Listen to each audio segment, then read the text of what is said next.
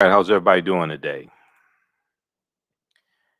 All right, Hotep. Hey, this is Michael Imhotep, founder of the African History Network, host of the African History Network show. I'm a talk show host, researcher, lecturer, writer, and historian. So it is Wednesday, March 24th, 2021, and we are live. Hope everybody's doing well today. So I wanted to come on once again and do an overview of the online course that I teach, Ancient Kemet, the Moors, and the Maafa, Understanding the Transatlantic Slave Trade, what they didn't teach you in school. Ancient Kemet, the Moors, and the Maafa, Understanding the Transatlantic Slave Trade, what they didn't teach you in school. This is a 8-week, 16-hour online course that I teach, and we deal with thousands of years of history. Normally, we do it on Tuesdays, 8 p.m. Eastern Standard Time. So we know that African American History Month just passed. And, oftentimes you will hear a number of stories about lessons involving slavery going wrong in our schools, especially during African American History Month. Okay. And this past February was no exception. We saw a number of different stories about insensitivity when it came to stories dealing with or lessons dealing with African American history. And I'm going to talk a little bit about that. And then I want to do an overview of the class as well to show you exactly what we cover in the class. So I do a PowerPoint presentation, and we deal with thousands of years of history, and we deal with what led up to the transatlantic slave trade taking place also. Okay. And we have to deal with the 800-year occupation of Europe by the Africans known as the Moors. And oftentimes that's a missing link in the history because many people mistakenly think that when the transatlantic slave trade starts in the mid 15th century, this is when Europeans first come in contact with African people. And that's just not true at all. All right, so I want to bring up the PowerPoint presentation. We'll do a brief overview of this. Now, you can register for the online course also at our website, AfricanHistoryNetwork.com, AfricanHistoryNetwork.com, and I'll post a link here as well. The class normally meets on Tuesdays, 8 p.m. Eastern Standard Time. And if I can't do it on Tuesday, then we'll do it on Wednesday. All right, we'll do it the next day. Okay, so let's look at this here. I want to show you one quick story here. Now, this is from USA Today. I talked about this on my radio show, the African History Network show. This deals with some slave lessons gone wrong and lessons about slavery gone wrong. This is from March 4th, 2021. Mock slave auctions, racist lessons, how U.S. history class often traumatizes, dehumanizes Black students. How U.S. history class often traumatizes, dehumanizes Black students. So you've heard me talk before about how America needs a massive history lesson, okay? And all of this is connected with the fight against the voter restriction laws in Georgia, the Republicans trying to push through 253 voter restriction bills in 43 state legislatures, the fight over the Confederate monuments, the Confederate battle flag. All this deals with not clearly understanding history. And then when we look in our schools, we see these lessons dealing with slavery that are oftentimes dehumanizing to African Americans, and they could be very insensitive and oftentimes inaccurate. And one of the things that you hear me talk about is the study from the Southern Poverty Law Center called Teaching Hard History, American Slavery, Teaching Hard History, American Slavery. And I use this in the online course, but in a lot of presentations that I do, I talk about this as well. And this study documents how the history of slavery is oftentimes mistaught, incorrectly taught in schools all across the country. and it gives numerous recommendations on how to more accurately and more correctly teach that history. Okay, we'll talk about that in just a minute here. All right, how's everybody doing? Everybody share this broadcast on social media platforms. Invite your friends to tune in. In the class, I do it live normally on Tuesdays. As we record all the sessions, as soon as you register, you can go back, watch last week's class. You can watch the classes that you missed. This time around, teaching the class, this is the first time I've taught this class since 2019. This time around teaching it, we're going to end up doing 9 weeks because I had 2 guest speakers a few weeks ago. Dr. David Imhotep, who wrote the book, The First Americans Were Africans, Documented Evidence.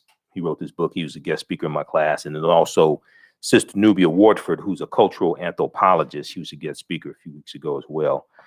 So we're going to end up doing 9 weeks instead of 8 weeks. So the class is regularly $130. It's on sale $80. You can watch the classes from around the world. You can watch them over and over again. And you can use them with your children as well. I would say the classes are PG-13. Okay. So if we look very quickly here at this article, and then we also see the fight. I'm going to show you another article in just a minute.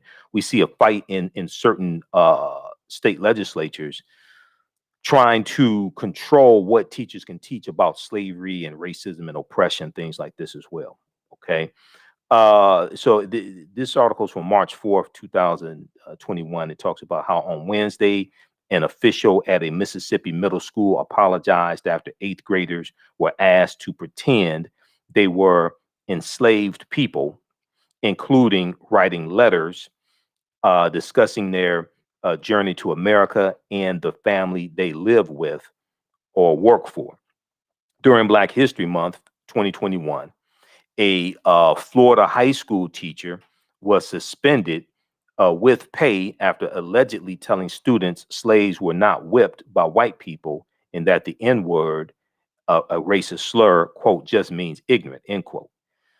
In February 2020, a student teacher in Tennessee gave her 4th grade students an assignment called Let's Make a Slave, about a speech from the 1700s about keeping Black slaves under control. All right.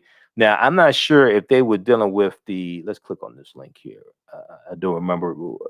I hope they're not talking about the fake Willie Lynch letter of 1712.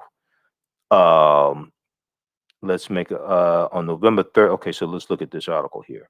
See, this is what happens to a lot of our children in schools. Okay.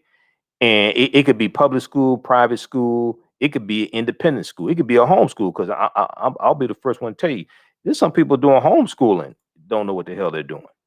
Okay, so it's not specific to the type of school. All right. The problem is a lot of the information is just wrong. Okay. Metro Schools employee alleges she was demoted after complaining about slavery assignment. This is from December 1st, 2020. Metro Schools employee alleges she was demoted after complaining about slavery assignment. So if you've seen my broadcasts over the past few years, you know I've done a number of them dealing with slave history lessons gone wrong, slavery history lessons gone wrong. We see this every February. Now we'll see this throughout the year, but especially in the month of February for African American History Month, we'll see this. Okay. All right. So it says a Metro Nashville public school employee has filed a lawsuit alleging she was demoted from her position with the district after filing a first lawsuit on behalf of her son over a controversial assignment taught at Waverly Belmont Elementary School early this year, early 2020. The employee, who is referred to as Jane Doe in the documents to protect the identity of her children, alleges that she was fired from her position in Metro's central office and was then passed over for a new position after filing a lawsuit on behalf of her child in November. Now, on November 3rd, the Nashville family filed a lawsuit over the assignment called Let's Make a Slave, which was given to a 4th grade class in February. Okay, this is during Black History Month. The assignment focused on a speech said to have been given in the 1700s by West Indian plantation owner Willie Lynch to white Virginia colonists about how to control their slaves. Now, already red flags are going off already. And we talk about this in the class. And some of you all who are in the class now, you know, we've mentioned this so far. Willie Lynch never historically existed. Willie Lynch never historically existed. The Willie Lynch letter has been proven to be a fraud. Okay, their words in the Willie Lynch letter 1712, their words in the Willie Lynch letter that didn't exist in early 18th century. So the letter was written by Dr. Kwabena Ashanti. He came out and admitted it. He wrote it in about 1970. He was trying to show how African Americans were acting like slaves, but the letter has been proven to be a fraud. And then if you research Professor Manu Ampem, and I've interviewed Professor Manu Ampem a number of times, he has a series of essays called Death to the Willie Lynch Letter, Death to the Willie Lynch Letter. He goes through step by step and shows you how the Willie Lynch letter is a fraud. So, see, once again, for them to use this as a teaching tool is just backwards. I was going to call it as backwards, but it's just wrong. It's just it's just wrong. Okay, it's false. It's as wrong as that fake 1776 project that Donald Trump commissioned, and thankfully Joe Biden dismantled the commission and took down that BS report that the commission put together and Trump put on whitehouse.gov. But I want to go back to this article for a second, because this deals with this is one of the reasons why the class that I teach is so important. And I share this type of information with people. I share this type of information with parents and try to give them some resources to use with their children. But also I tell them, you can share these resources with the teachers, because a lot of the teachers in school, and this is why this study from the Southern Poverty Law Center is so important, Teaching Hard History, American Slavery, because a lot of teachers mean well, but they don't have the proper resources. They don't have the proper tools. And some of them just don't know.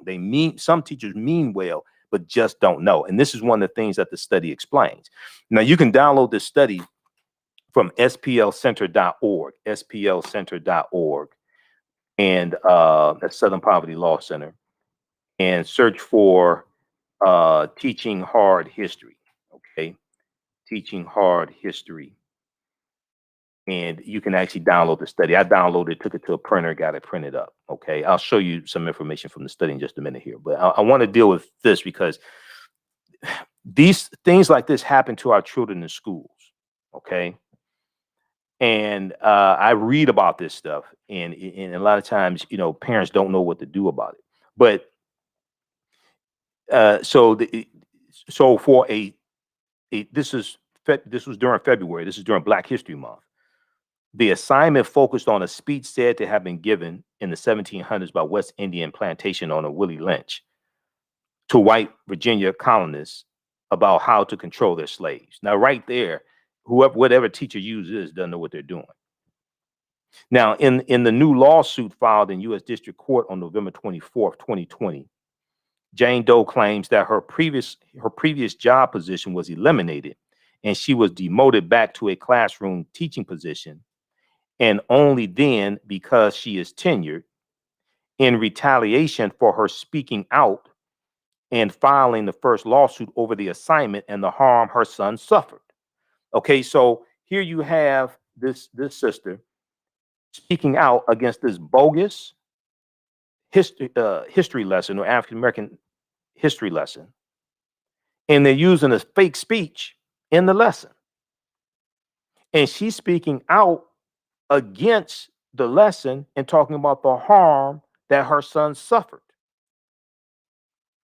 Now, the lawsuit alleges that Metro schools violated Jane Doe's First Amendment and 14th Amendment rights to free speech and due process, as well as violated the Tennessee Human Rights Act when metro schools discriminated against Jane Doe and selected a less qualified male candidate for the position she applied for.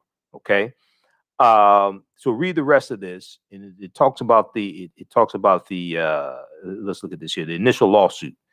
The initial lawsuit filed November 3rd alleged that Jane Doe's son, referred to as John Doe in court documents, suffered repeated acts of racial harassment by adults and peers when the Let's Make a Slave assignment was presented in class.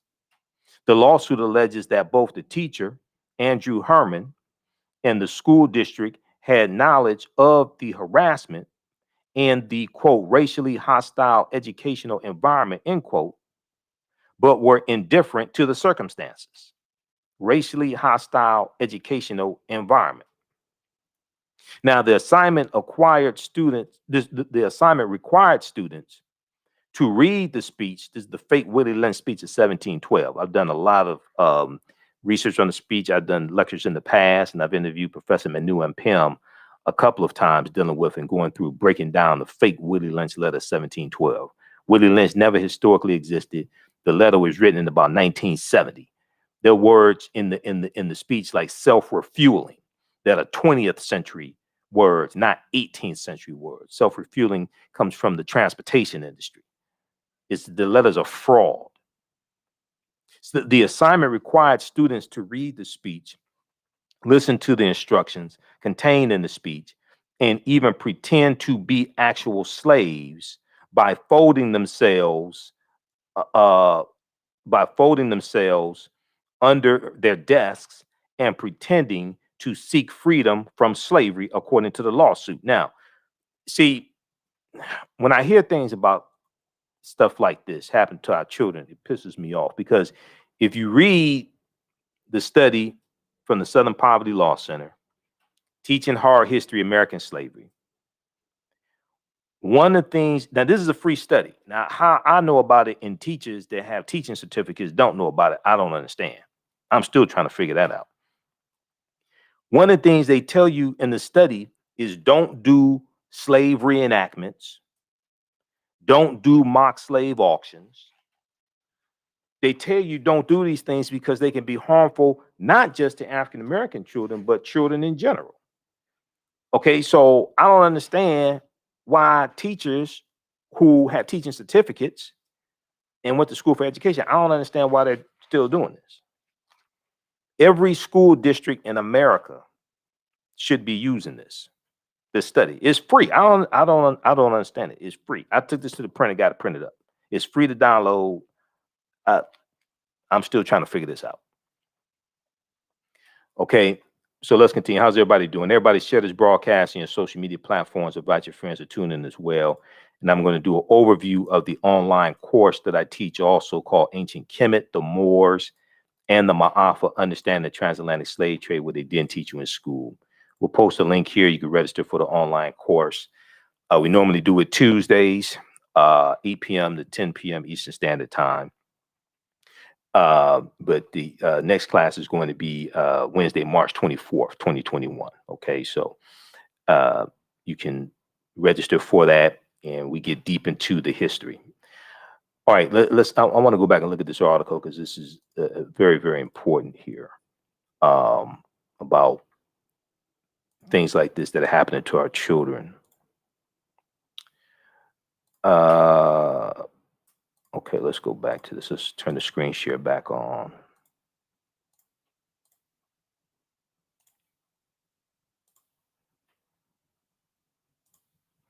Okay, so the assignment required students to read the speech, listen to the instructions contained in the speech, and even pretend to be actual slaves by folding themselves under their desks and pretending to seek freedom from slavery, according to the lawsuit.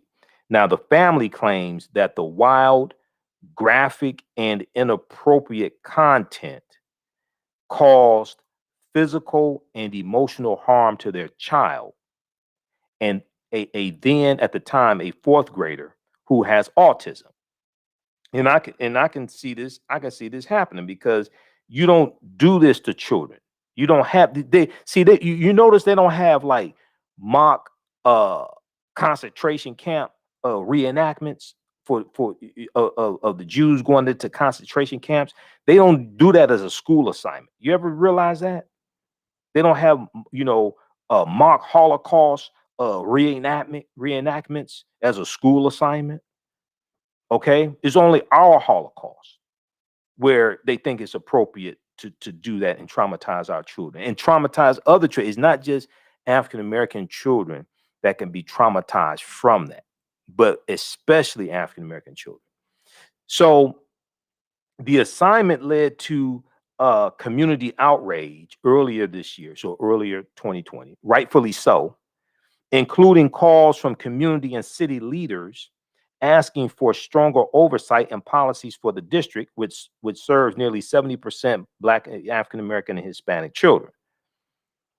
A student teacher from Vanderbilt University led the lesson under the supervision of Andrew, I think it was Andrew Herman, I think was the name, and was dismissed by Metro Nashville Public Schools following the incident. Herman was also placed on administrative leave at the time, but has since returned to employment by the district. At the time, the district characterized the content of the assignment as not age appropriate or within the scope of sequence for the fourth grade class. No, it's not appropriate for any age because the speech is a fraud. It's not appropriate for any age because the teaching tool that you're using is a fraud. It'd be like if you tried to teach. It'd be like if you try to teach history using Twice the Night Before Christmas as the foundation. Okay, and you're trying to explain Christmas using Santa Claus and reindeers. Okay, how the little kids, if you got little kids around, they don't exist.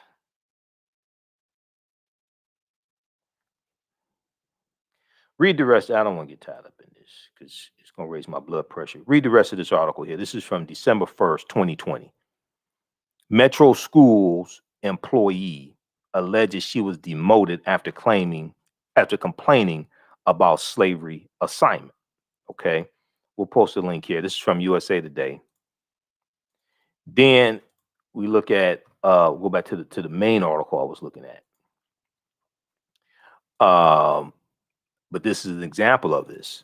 Okay, and this is why in some of these articles they'll cite the study from the Southern Poverty Law Center teaching hard history of American slavery. I think they cited in this article as well. I saw this earlier in March and wanted to talk about this on my daily show, the African History Network show. I know a lot of you all watch the African History Network show or go back and watch the rebroadcast, but I haven't had time to squeeze this in. We've been covering what's going on in Georgia and the voter suppression tactics in Georgia and a number of different things, and I haven't had a chance to squeeze this in. Mock slave auctions, racist lessons, how U.S. history class often traumatizes, dehumanizes Black students. Okay, so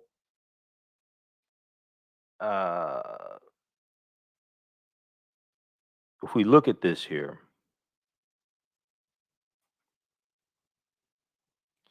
so we talked about the class from February 2020. That's a Black History Month lesson, February 2020.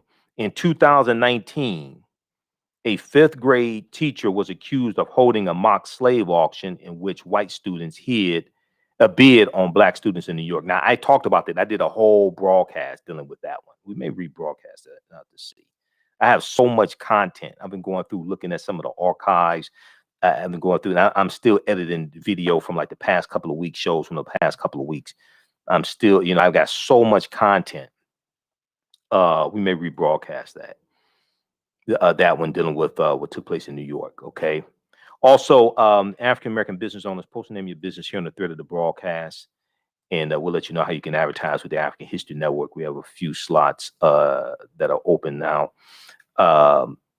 Email us at email us at ahnshow@africanhistorynetwork.com, ahnshow@africanhistorynetwork.com to advertise with the African History Network or to find out about advertising with the African History Network. Okay, let's continue here. Just 1 second here. All right. So I want to go back to this article, then I'm going to show you some of the slides. We'll do an overview of the content that I cover in the class, the online class.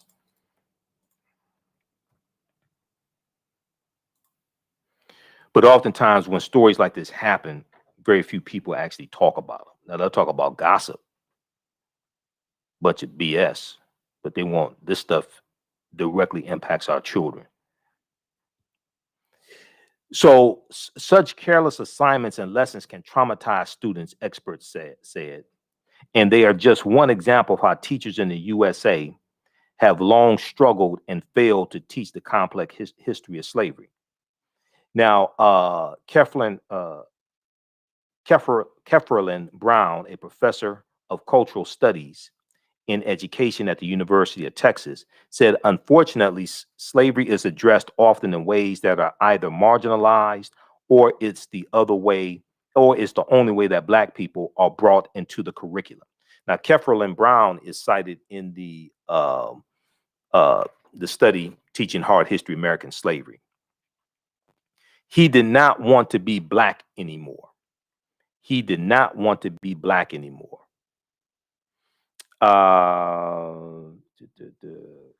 Lawsuit filed. Child was told. Okay, so in this particular one, in May 2019, teacher Patricia Bailey made Nicole Day's son, another Black student, stand in front of their class while other students bid on them during a social studies lesson at North Elementary School. Okay, so that case, I actually went in depth and covered that case. It needs more context. It should not have happened, but there was a lawsuit behind that as well. What actually happened really needs more context than is what is here. The child was apparently traumatized, though.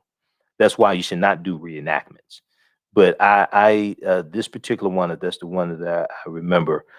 Let me see. The children were told to refer to the winning students as masters and were warned not to try to escape because they would be chased down and violence would be done to them, according to the report. Okay, I don't think it was this case. It was another one. There was another case that I covered and I did a in-depth broadcast on. And I got statements from I played statements from the teacher, her attorney, but also parents that came out in defense of the non-white parents that came out in defense of the teacher. That particular one, and I have to look and see which one. It was dealing with bidding on slaves. That particular one, even that particular one is, I would say, is different than some of these other cases. Let me put it like that. There was no ill intention, and it was a question a student asked. A student asked the question, well, how could white people sell Black people like this? You know, how could they do that? So she said, okay, let me explain it to you. Let me show you. This is a bad thing to do, but it's different than some of these other cases. So in this one right here, the children were told to refer to the winning students as masters and were warned not to try to escape because they would, quote, be chased down and violence would be done to them, according to a report from the New York Attorney General's office. Now, Nicole Days said her son had to receive counseling after the incident, which the Attorney General's office found had a profoundly negative effect on all students present, especially the African American students. He told me that he did not want to be Black anymore, Nicole Days said. He didn't want to go to school because he didn't know if he could trust the teachers. Now, more than a year and a half after the incident, Nicole Days said her son, 12 years old, still worries that he's judged because he's Black when they're out in public. Okay, still worries that he's judged because he's Black when they're out in public, and his friendships have been seriously affected. All right, so check out the rest of this article. This deals with when slave lessons and history lessons go wrong in schools, mock slave auctions, racist lessons, how U.S. history class often traumatizes, dehumanizes Black students. Okay, all right, um, so let's look at this. I want to bring up the PowerPoint presentation. Bring up the slides. We'll do an overview of some of uh, the content of the online class that I teach: Ancient Kemet, the Moors, and the Maafa, Understanding the Transatlantic Slave Trade, what they didn't teach you in school. Okay, let's look at this here. Because I deal with some of this in the class, and we deal with talk some about the study Teaching Hard History, American Slavery. So once again, let me show you this study here. I'll show you the cover of it. Teaching Hard History, American Slavery from the Southern Poverty Law Center. And there was this article here. I first found out about this study back in February of 2018. There was an article from theatlantic.com called What Kids Are Really Learning About Slavery. What Kids Are Really Learning About Slavery. A new report finds that the topic is mistaught and often sentimentalized, and students are alarmingly misinformed as a result. Okay. And it goes through and talks about how they did a survey of 1,000 high school seniors and 1,700 social studies teachers. The group reviewed 10 commonly used U.S. history textbooks and examined 15 sets of state standards as well to assess what students know. What they found in the study, in the survey of 1,000 high school seniors, what they found was that among 12th graders, only about 8%, only 8% of 12th graders surveyed could identify slavery as the cause of the U.S. Civil War. Only 8% of high school seniors surveyed could identify slavery as the cause of the U.S. Civil War. Fewer than 1/3, or only 32%, could correctly name the 13th Amendment as the formal end of U.S. slavery. 35% thought it was the Emancipation Proclamation of January 1st, 1863, which did not end slavery and really didn't free the slaves at all.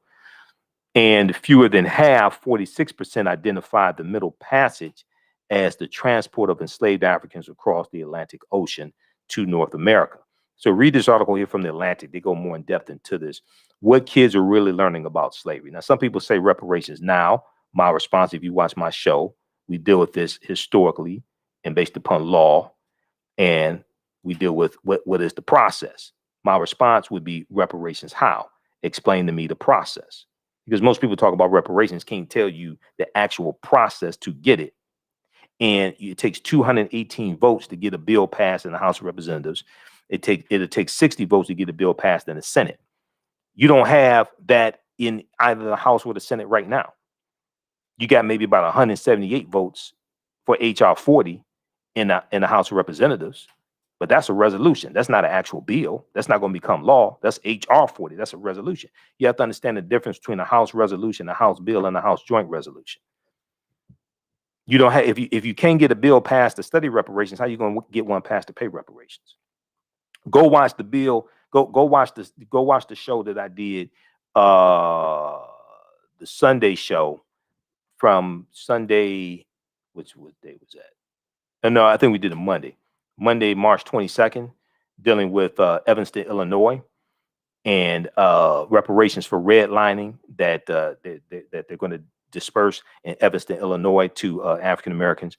Go watch that one. We go deep into it. Then go watch the March 7th show why I talked about Evanston, Illinois, March 7th, 2021. And we went deep into it, and I laid out understanding what reparations is. Reparations is not a check. A check can be part of an overall compensation package. This is what happens when people don't understand history. Reparations means to repair the damage. If you're talking about repairing the damage of slavery, repairing the damage means to restore you to a state prior to the damage being done. This is what repairing, this is what the concept of reparations is, to make people whole again, to restore them to a state that they were in prior to the damage being done. Well, to actually understand reparations for African Americans, you first have to understand and analyze who African people were before the damage was done. Who African people were and what we had before we were put into a system of slavery. We were people who had our history, our culture, our language, our spiritual systems, our names, our family ties, our folklore, our mores, our cosmology, our cosmogony. We had a cultural paradigm that we saw reality through that every other ethnic group of people here in America have. A people's history and culture is what they use in this country to fight for scarce wolf power and resources. So now we're largely a people who've largely been taught to hate themselves. Most of us still have our slave masters' names. We've been taught to see reality through the eyes of Europeans. So when you just reduce reparations down to a check, you're not doing a systems analysis, and you're talking about giving money to people who largely been taught to hate themselves. And year after year, we go to conferences that talk about how we spend 97% of our dollars with people that don't look like us. So we all got $500,000 a day. I guarantee you white people will have it all back this time next week. And at the same time, because you haven't done a systems analysis, you're not dealing with the laws and policies that were put in place to bring about the structural inequities to bring us to this place to bring us to where we are right now. So in addition to repairing the damage and restoring us, you also have to change the laws and policies that are still in place that brought about the structural inequities in the first place. This is why we have to have a systems analysis when we deal with repairing the damage. And look at the study from Citigroup Bank, and I've talked about it a number of times. Look at the study from Citigroup Bank that shows how the U.S. economy lost $16 trillion over a 20-year period of time from the year 2000 to the year 2020 because of racism and discrimination, and how if it corrects these policies and the racial wealth gap and things like this, it can add $5 trillion to the U.S. economy over 5 years. It's CBS News has the article. We'll look at it quickly here. Because see, this is why when people say reparations now, my response is reparations how? Explain to me the process. First thing you have to do is read the U.S. Constitution, because a lot of our people don't understand the Constitution and don't understand that bills, Article 1, Section 9, Clause 7 of the U.S. Constitution clearly tells you that Congress controls the power of the purse. So bills dealing with taxation and appropriating money, that has to pass the U.S. House of Representatives and the U.S. Senate and be signed into law by a president. Okay, so a lot of this stuff floating around dealing with reparations is just nonsense. Okay, let's look at this here.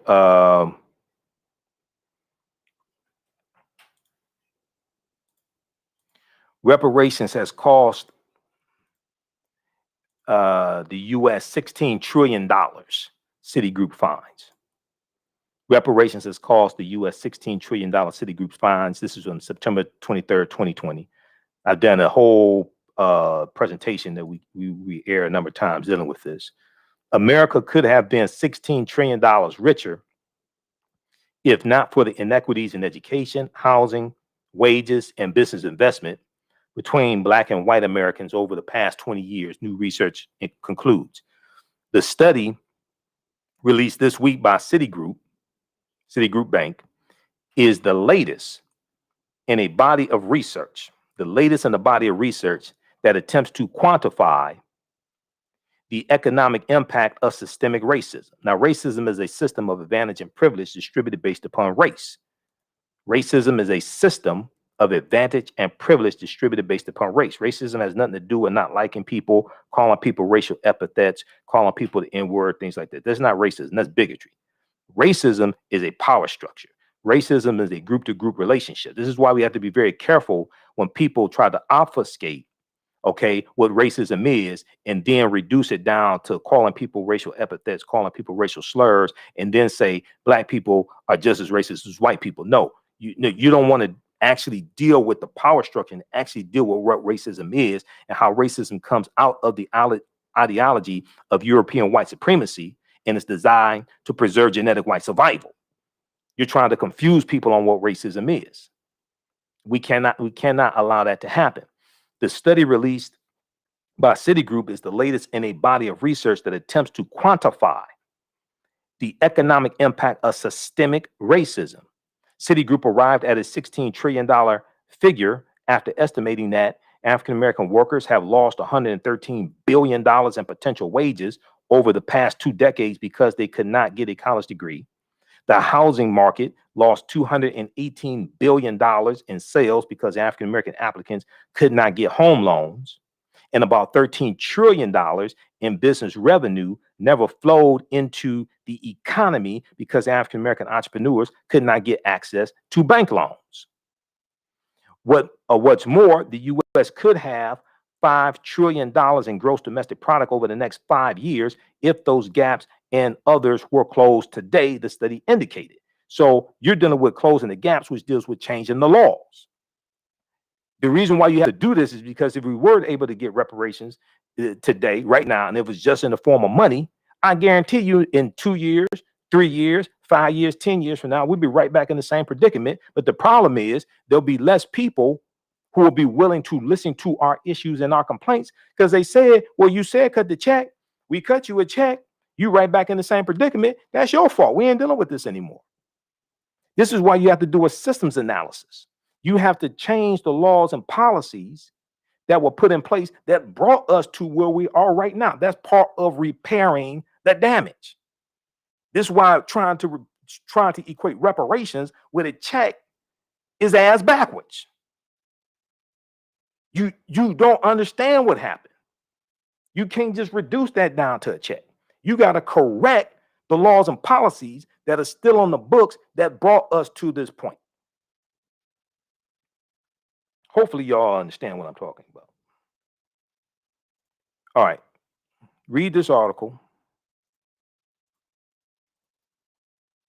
Now, there are a lot of people that mean well and things like that and say, cut the check. No, do the research. It's more than that. Cash payments can be part of a comprehensive reparations package. Ain't nowhere in the hell reparations should only be in the form of money. Oh, no. Every year, reports come out and we read articles and go to conferences that talk about how we spend 97% of our dollars with people that don't look like us. What do you think is going to happen if we all get a bunch of money? You think that spending pattern all of a sudden is going to change and get better? If anything, it's going to get worse. All right. So read that. Okay, so let's go back to the actual presentation. So these are some of the slides from the online class that I teach, and this is an overview of it. How's everybody doing? Those just tuning in. I'm doing an overview of an online course that I teach called Ancient Kemet, the Moors, and the Maafa. Understanding the transatlantic slave trade, what they didn't teach you in school. We deal with thousands of years of history and what led up to the transatlantic slave trade taking place. I'm Michael Imhotep, founder of the African History Network, host of the African History Network show. Okay, so let's look at this here. This is an interesting study right here, and I've been looking at these studies for years. New studies find that positive feelings about Blackness improve academic performance for Black girls.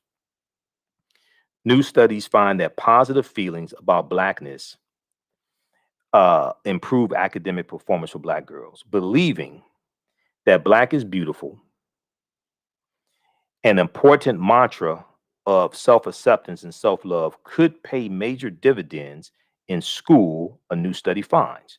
Now, this is I've talked about this in some of my presentations, some of my lectures, especially during African American History Month, because all of this is connected.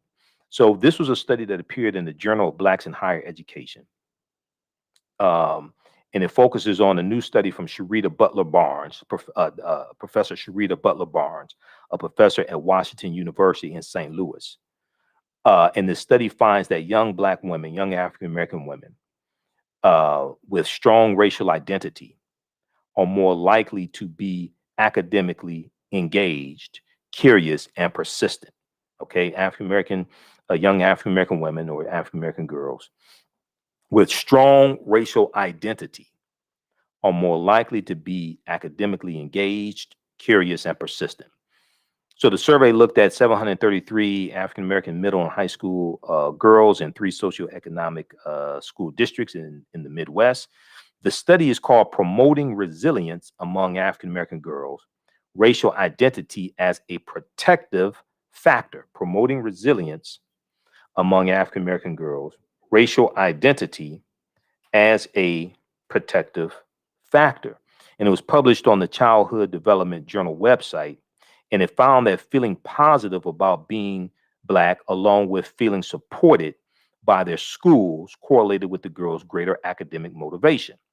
Now, researchers also found that feeling good about your racial identity could act as a buffer for students in hostile or negative academic environments. And there are a number of studies that show a positive correlation between African American children doing better in school academically, having higher self-esteem, etc., and knowing more about themselves, knowing more about their history, being involved in cultural events, different things like this. Okay, so your thoughts create feelings, your feelings create actions and behaviors, your actions and behaviors create results. What you do for yourself, what you do to yourself, and what you allow the people to do to you and get away with is based upon what you think about yourself. What you think about yourself is based upon what you've been taught about yourself. What you've been taught about yourself is based upon everything you've read, heard, and seen about yourself. All right. So here's an overview of some of the things that we deal with in the course. We deal with the 800-year occupation of Europe by the Africans known as the Moors, shocking archaeological discoveries that are causing experts to rethink everything, how insurance companies, I think I skipped a slide. Hold on. Did I skip a slide? Yeah. What was, let's start with this one here. What was the transatlantic slave trade? What were some of the events that led up to the transatlantic slave trade taking place? So we try to deal with things chronologically to understand cause and effect. What role did Christopher Columbus play? Columbus was central to the spread of the transatlantic slave trade. Columbus and his 4 voyages, and he's going into the Bahamas and Puerto Rico and Honduras and Panama and different things like this. And they're setting up, the Spanish are setting up these plantations, especially sugarcane plantations. And this increases the need for Africans there enslaving and killing off indigenous people, the native people and Taino and different things like this, the Arawaks. And in some of these areas that he's in, there are already African people there, as Dr. David Imhotep talks about in The First Americans Were Africans, documented evidence. But then they're going to have to bring in African people based upon their concept, bring in Africans, enslave them, and then you're going to see 1517 with the Asiento de Negros and King Charles I. You're going to, also known as King Charles V.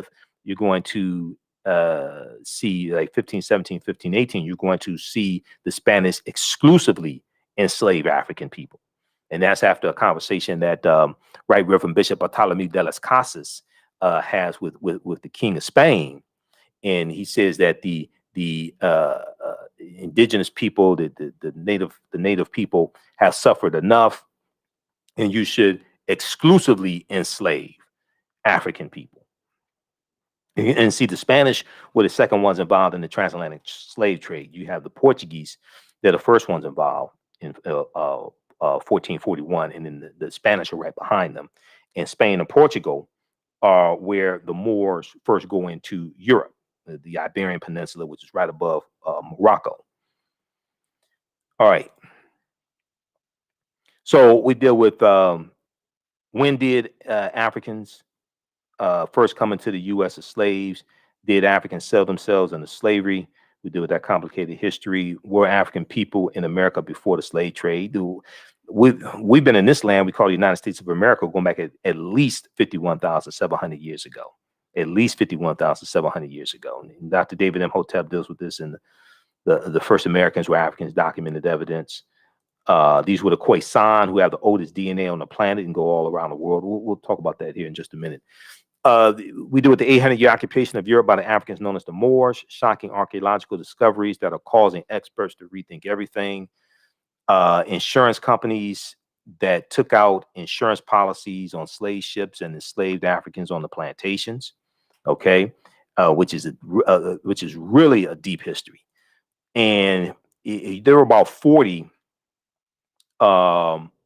U.S. insurance companies that sold insurance policies on enslaved Africans, okay?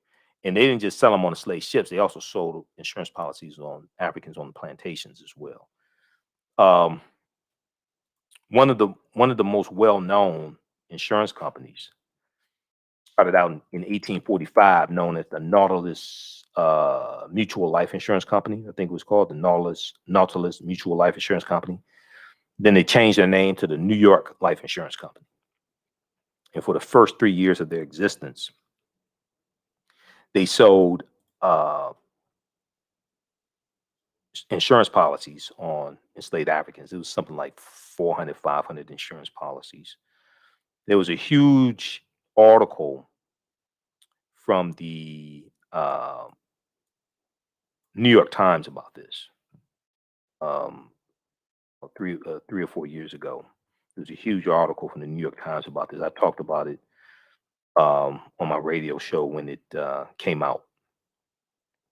But it's a deep history. Okay, now also to their credit, the New York Life Insurance Company has been pretty upfront with that history, unlike some other ones. They've been pretty upfront about that history. Okay, so we deal with Freemasonry, America, and the Founding Fathers, which is a deep history that ties into Tony Browder and Egypt on the Potomac, origins of the term America, Africa, and more.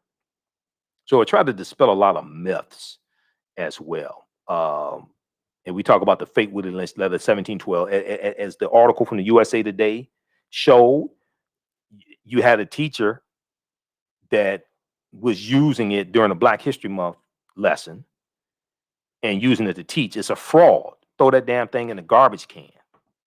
We should not be teaching from that. Throw that in the garbage can. I know Dr. Kwabena Ashanti meant well, but now we know. Don't throw that in the garbage can. Use real history. I talked about the problem with slave movies. We talked about that in last week's class. The problem with slave movies, a proliferation of slave movies. And while we're being bombarded with slave movies and slave TV shows, I originally talked about that back in like 2016. Okay. And we deal with that some more. I was just on the Tammy Mack show, the Tammy Mack Late Show on Fox Soul TV. And this was on Tuesday, March 23rd. And we dealt with the rise, the boom in biracial advertising. And I actually did a broadcast, and it's on YouTube. I did the broadcast back in June of 2018. This was the month after the royal wedding, Meghan Markle, Mary, and Prince Harry. And I'm going through breaking this down and how this can also possibly be an attack on African-American men as well. Overrepresentation of white men with African-American women in these TV commercials, being married and things like this. But one of the things I talked about was the TV show The Last OG, starring Tracy Morgan. Unfortunately, is up for some awards at the NAACP Image Awards. But when we contrast that, when we look at that as well as the slave movies, all this is programming. Okay, all this is programming, and your thoughts create feelings, your feelings create actions and behaviors, your actions and behaviors create results. And as one of my teachers, Dr. Leonard Jeffrey, says, whoever controls the images controls the self-esteem, the self-development, the self-worth. Whoever controls the history controls the people. When you look at the TV show The Last OG, And I like Tracy Morgan. I love Tiffany Haddish and all her black girl Eritrean magic. Okay, because her father's from Eritrea in East Africa, right next to Ethiopia. Um, you have this guy Trey, who was a drug dealer, ends up going to jail. Okay, his girlfriend was Shay, and I think his name was Trey in the show. He ends up going to prison. Okay, he gets caught selling drugs. He ends up going to prison. He was set up actually um, selling drugs, and he goes to prison for a number of years. He gets out of prison, finds out that he ended up having two children he didn't know about. Apparently, they're twins. Two children he didn't know about by his girlfriend Shay, Tiffany Haddish. She's remarried. She's married to a white man, living a very good life, big house. She has a career. She went to school, everything. The children are in private school. And he's trying to now establish a relationship with children he didn't know. He's living in a halfway house. There's one episode where he starts selling drugs again. He's selling crack because he wants to be like Robin Hood, rob from the rich and give to the poor. But if you look at a proliferation of biracial commercials, and the majority of these commercials show white men with African American women, even though African American men are twice as likely to marry outside of their race as African American women. This Pew Research report on this also. You look at the Pew Research.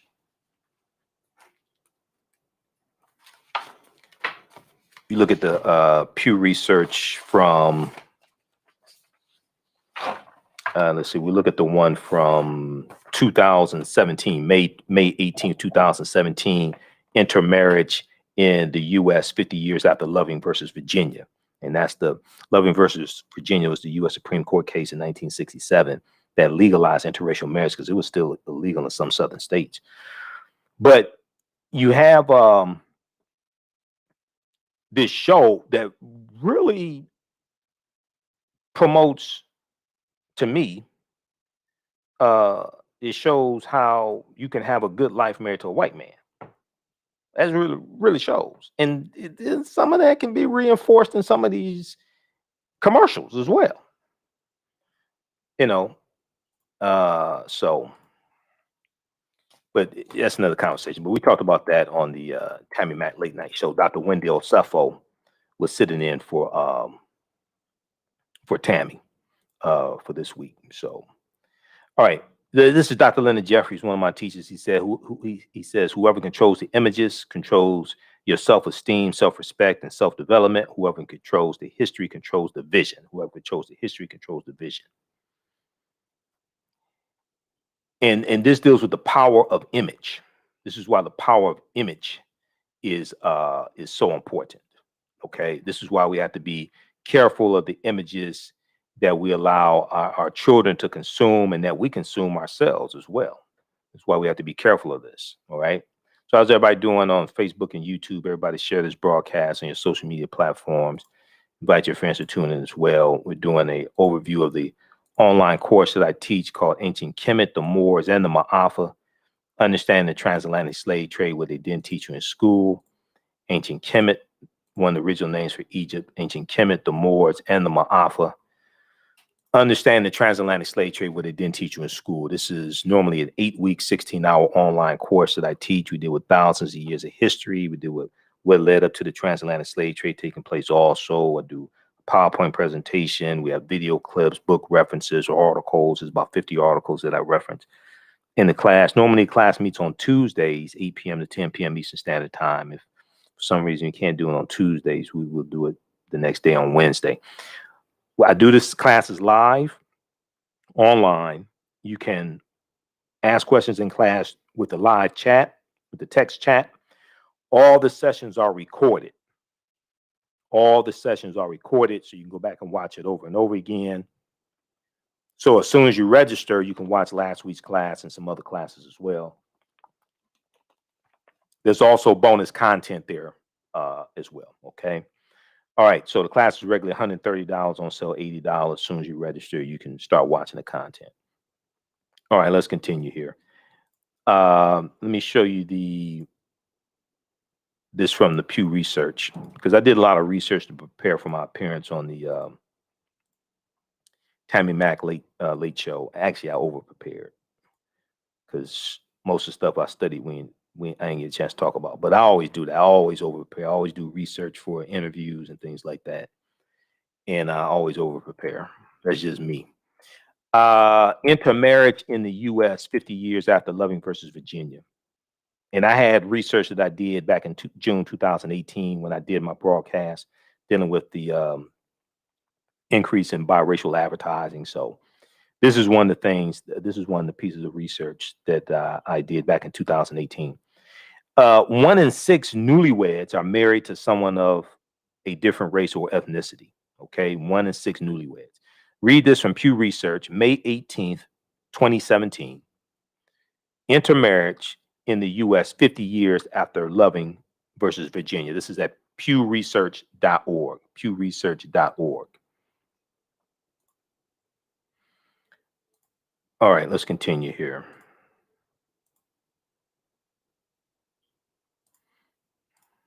Let's go back to the slides so we can wrap this up. So I'm doing a brief overview of a lot of content of the online class that I teach. Let's look at this here. So we deal with the problem with slave movies while we're being bombarded with slave movies and slave themed TV show. We saw this a lot in 2016. It is to a lesser extent now. Okay.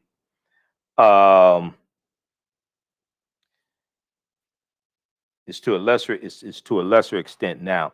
Now, I also talk about Asar, Offset, and Heru and the origins of the Immaculate Conception story. That's deep. You got to deal with that because Europeans, even before the Moors going to Europe, Europeans were worshiping the Black Madonna and Child.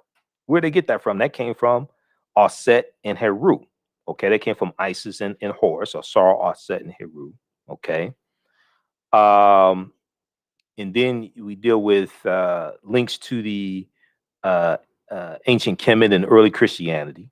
Okay, that's important as well. Freemasonry in America, and the Fate Willie Lynch letter of 1712. The Fate Willie Lynch letter of 1712. All right. Okay, so we have Runoko Rashidi. This is Dr. David Imhotep, and Runoko. I reference his book in the class. Black Star, the African Presence over Early Europe. Okay, Black Star, the African Presence over early Europe, and also this is Renoko's book, Black Star, the African Presence over Early Europe, and also use Golden Age of the Moor. Golden Age of the Moor, edited by Dr. Ivy Van Sertima. Reference that as well. Okay, Golden Age of the Moor. 2 excellent books. Okay, so let's see here. Let's continue. All right. So this is Dr. David Imhotep. He wrote the book, The First Americans Were Africans, Documented Evidence. Came out 2011. His new book should be out any day now, actually. The First Americans Were Africans Revisited is his new book. I just interviewed him. I just had him. He spoke to my class a few weeks ago. So page 14 of his book, he deals with the discovery that took place in 2004 in Allendale County, South Carolina. And there was 13 types of evidence that thoroughly documented an African presence in this country that we call the United States of America, going back at least 51,700 years ago. They found, so Dr. Albert Goodyear is an archaeologist at the University of South Carolina. They found artifacts, architecture, campsites, carvings, footprints in lava, genetic M174D haploid groups dealing with DNA and genetics, campsites, carvings, Egyptian writings, footprints in lava, linguistics, paintings, skulls, skeletons, structures, tools. They found 13 different disciplines 13 different types of evidence, thoroughly documenting an African presence in the U.S. going back at least 51,700 years ago. Now, this is before Native Americans came into existence. This is one of the problems with some of the African, well, a lot of the Black History Month celebrations and presentations, even though they are important. And I, deal with the whole history of African American History Month and Dr. Carter G. Woodson. Even though they are important, in this one right here is a good book dealing with the history, dealing with Dr. Carter G. Woodson and his history. This is by Dr. Payro Dakbovie, who is a history professor at Michigan State University. This is Carter G. Woodson in Washington, D.C., the father of Black history. Carter G. Woodson in Washington, D.C., the father of Black history. Okay. If it wasn't for Dr. Carter G. Woodson, we wouldn't have an African American History Month or Black History Month. Okay. It starts in 1926, officially as Negro History Week. And 1976, it becomes a monthly celebration. But it was never designed to be the only time of the year that we study our history. Okay. There's a period of time of celebrations and different things like this, lectures. It was never designed to be the only time of the year we study our history. And in schools, he said, he educated teachers and said that this was supposed to be the week out of the year that students showed what they had been studying all year round. Because he said it didn't make sense for children just to study this subject 1 week out of 36. They're supposed to be studying our history year round. In that 1 week, the second week in February, they're supposed to show what they have been studying all year round. So a lot of this we just have backwards. Okay, let's continue here. So this is Dr. Albert Goodyear. This is an article from ScienceDaily.com. Name of this article: New Evidence Puts Man in North America 50,000 years ago. New evidence puts man in North America 50,000 years ago. This is from ScienceDaily.com, November 18th, 2018. And Science Daily is a scientific website. They have all types of scientific discoveries, things like that there. This is a synopsis of the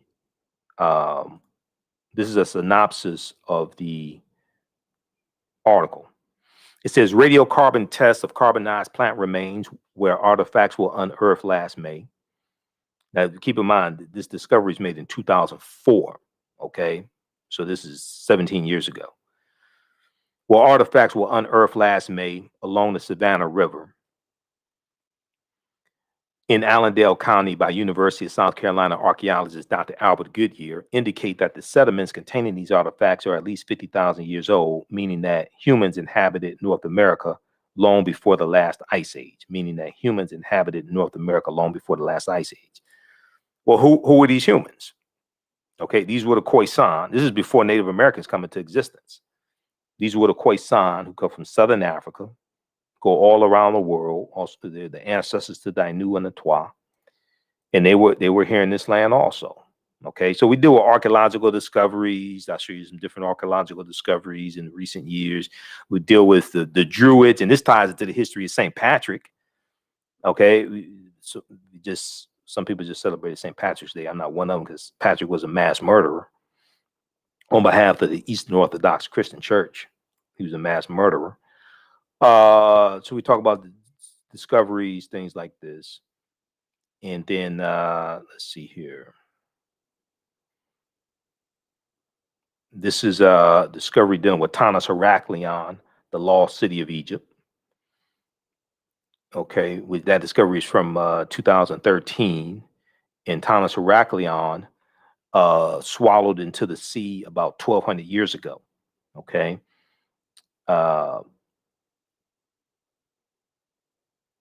Research that Tanis Heraklion, the lost city of Egypt. All right, very quickly here, if we look at, so we also deal with the 800-year occupation of Europe by the Africans known as the Moors. And the Moors are taking the teachings from ancient Kemet, ancient Egypt into Europe.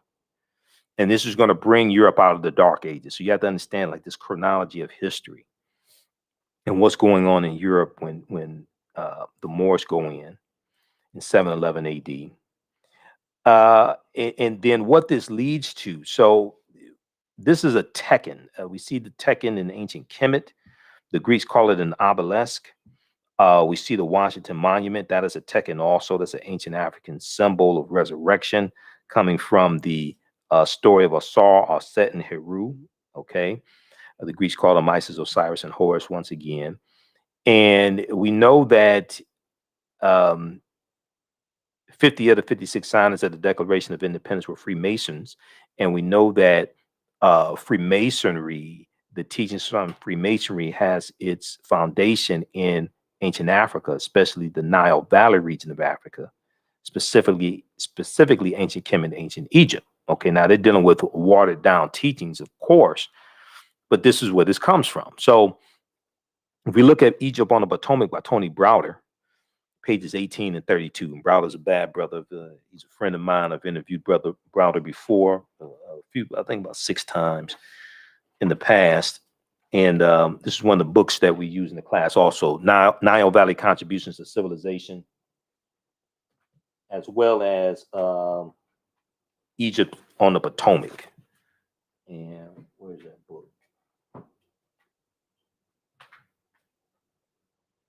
We got Egypt. I've got it right around here somewhere. We got a bunch of books here.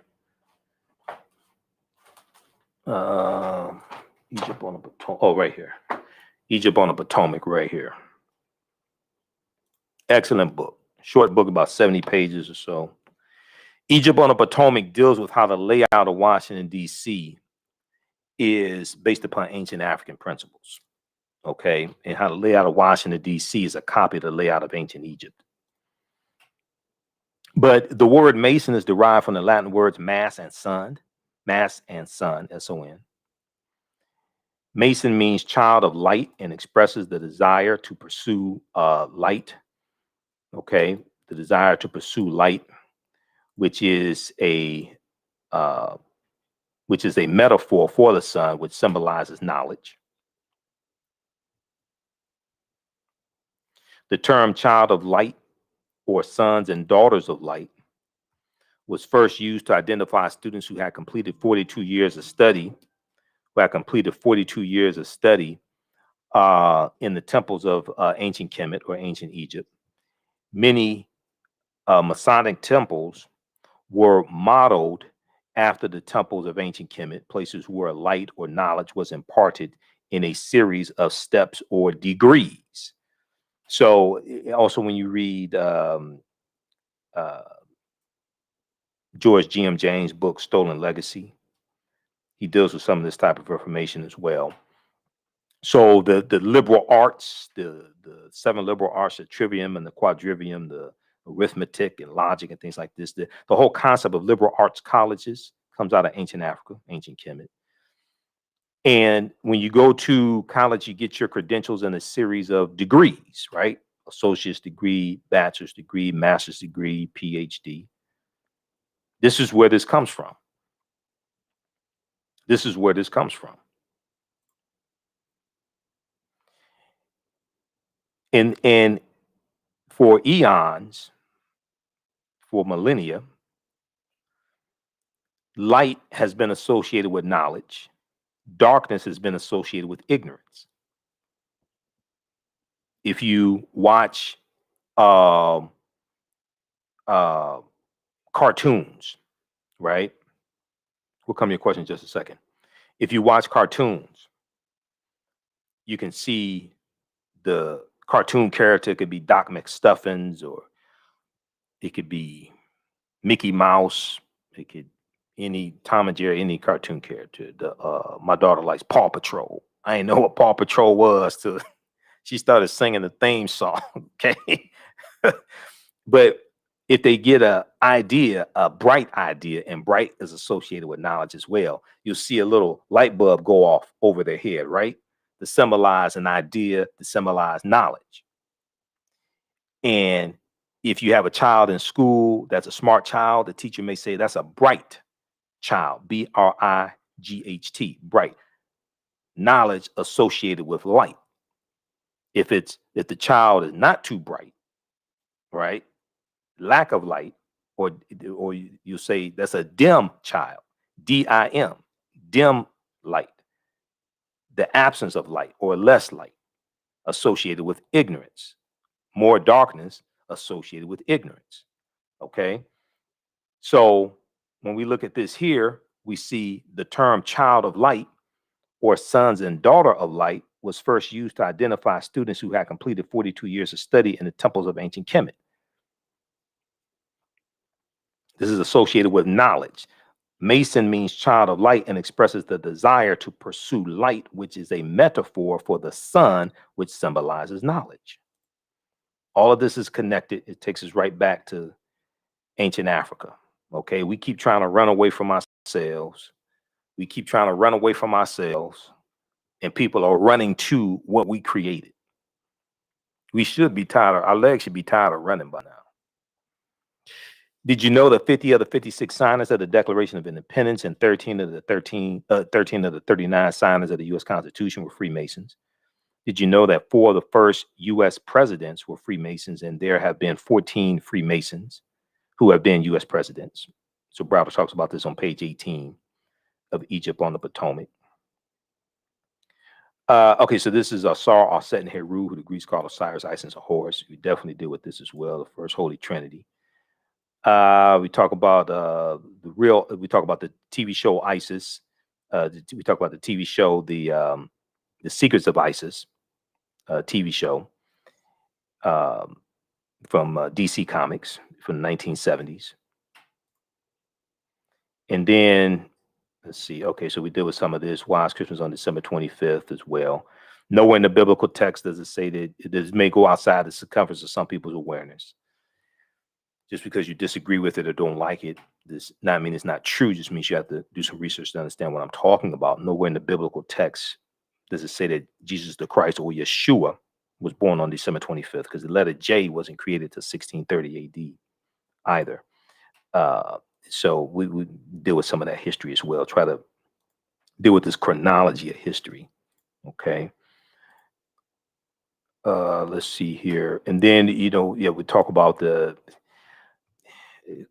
once again, we deal with the Moors and deal with things like, I tie this into news articles that you'll see in the news, but not really understand the connection to the deep history, whether it's talking about Black Pete, Joie de Piet, and the parades that they have like every early December in the Netherlands, Holland, things like this, of Black Pete, who was a Moor. But this right here, these are the national flags of Corsica and Sardinia. We showed this in the class last week. We went in depth into this. These are African Moors' heads on the flags, because the Moors were in these areas and it was a monumental effort to conquer them. Okay. And many of them were going to be enslaved. They're going to be conquered and enslaved. And you see them as bandanas. They have bandanas on. But originally, these bandanas were blindfolds to signify that they were prisoners, that they were conquered. This all ties into the history of the Moors in these areas and throughout Europe. Okay. And so it's a very, very deep history. All right. So we deal with that. We deal with Christopher Columbus and where Columbus went on his 4 voyages and how Columbus was central to the spread of not just disease, okay, and decimating populations he's coming into contact with, but he's central to the spread of slavery, racism, capitalism, and the exploitation of indigenous people also. Columbus on his 4 voyages. He never comes to the land that we call the United States of America, which is really, really important for people to understand. When you look at, if you go to history.com, search for Christopher Columbus, they have a lot of good information there. They show you where he went on his 4 voyages. He never came to the land we call the United States of America. The closest he came here was Cuba, which is 90 miles away. Okay. He's in Haiti and Jamaica and Cuba, Puerto Rico, Honduras, Panama, Trinidad, things like this. He never comes to this landmass that we call the United States of America.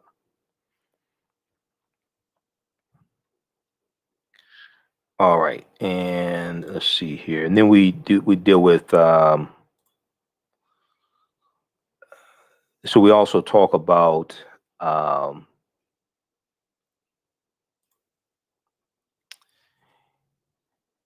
we deal with the article from Dr. Henry Louis Gates Jr. We deal with we talk about African involvement in the slave trade, and I cite Dr. Maleficenti Asante and his critique of Henry Louis Gates Jr., who one of my teachers, Dr. Leonard Jeffries, calls Dr. Henry Louis skipped the truth gates, because oftentimes he skips over the truth, even though Gates does do some good research. But some of his information dealing with the transatlantic slave trade and African involvement in the transatlantic slave trade, he's backed by European corporations. And what he's really trying to do is absolve Europeans that have to pay reparations, to say, oh, the African involvement was as equal as European involvement. No, it wasn't. No, it wasn't. Who owned the slave ships? Who owned the insurance companies? Who wrote the Asiento de Negros? Okay. Who were the ones who really profited off of the transatlantic slave trade? It wasn't the Africans. And then you had the European nations, when they're going in, they're telling the African chiefs, if you don't bring us a certain number of slaves when we come back or what have you, we're going to enslave you and your people. So you have to go and see well, who rebuilt their nations based upon the slave trade, who profited off of the sugarcane plantations. Okay, this is Europeans.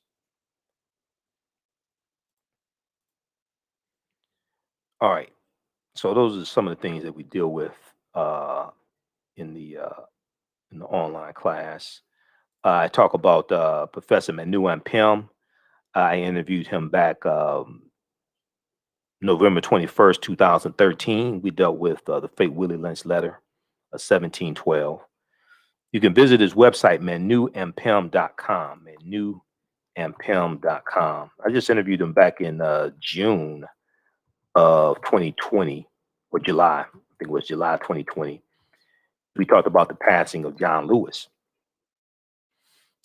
And we talked about some other things as well. We talked about SNCC and the Black Power movement, things like this. So he's a brilliant historian.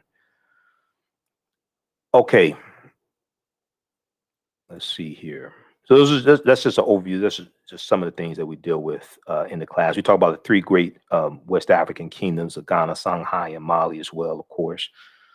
You definitely have to talk about that as well. Ghana, Songhai, and Mali.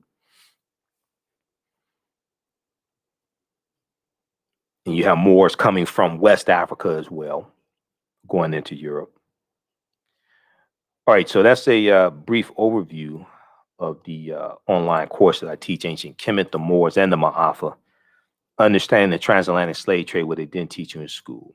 You can register. We'll post a link here. You can register for it right now. As soon as you register, you can watch the class we did last week. And we normally do the classes on Tuesdays, 8 p.m., 10 p.m., 8 p.m. to 10 p.m. Eastern Standard Time, right about that. So I had to do my radio show at 11 p.m. There's been a couple of Tuesdays. If I can't do it, we'll do it Wednesday. But this will keep you busy. You can watch from around the world. We deal with thousands of years of history also. Okay. And let me see. Somebody had a question here. Oh, okay. Watching from Belize, Central America. Okay, Kimberly. How you doing, Kimberly? Thank you. Will class be presented? Rosa asked, will the class be presented again? You can, well, any classes that you miss, you can go back and watch them. They're all archived. All the classes are archived. All the classes are archived. And we have bonus content that you can watch, and I'm uploading more bonus content also. So all the classes are archived. This is an 8-week, 16-hour online class. We're going to do a 9th week. I'm going to add an additional class because I had 2 guest speakers in the class, so that kind of threw things off a little bit, being able to cover the content. But you can go back and watch all this content. You can watch it at your own pace also. So even if you can't join the class live, you can still register for it and watch it at your own content also. And you can watch from around the world. You can watch in Belize. You can watch in Belize as well. All right. So You can visit our website, AfricanHistoryNetwork.com, AfricanHistoryNetwork.com. And right on the home page, we have the information. We posted the link here, but on the home page, we have the information. So when you go to our website, you'll see the information about my radio show. We're on 6 days a week, 6 nights a week. And you scroll down, so you have the information about the radio show, the African History Network show. You click here for podcasts. We're on Monday through Friday, 11 p.m. to 12 midnight Eastern Standard Time, and Sunday, 9 p.m. to 11 p.m. on 9:10 a.m. Superstation WFDF. We broadcast right here, also on Facebook and YouTube. The African History Network on Facebook and Michael Imhotep on YouTube. Click here to read articles that I've written. Okay, this is a video I did dealing with Cardi B and Megan Thee Stallion at the Grammys and WAP. Go back and watch that. I go deep into this. Go back and watch that, and then watch the panel discussion I did with the sisters back in August of 2020, dealing with WAP and negative corporate controlled hip hop. All right, so then you have information here for the show. For the class. Click here to register here. Takes you to the next page, and click right here to enroll. As soon as you enroll, you can start watching the content, and you'll be ready for the next class.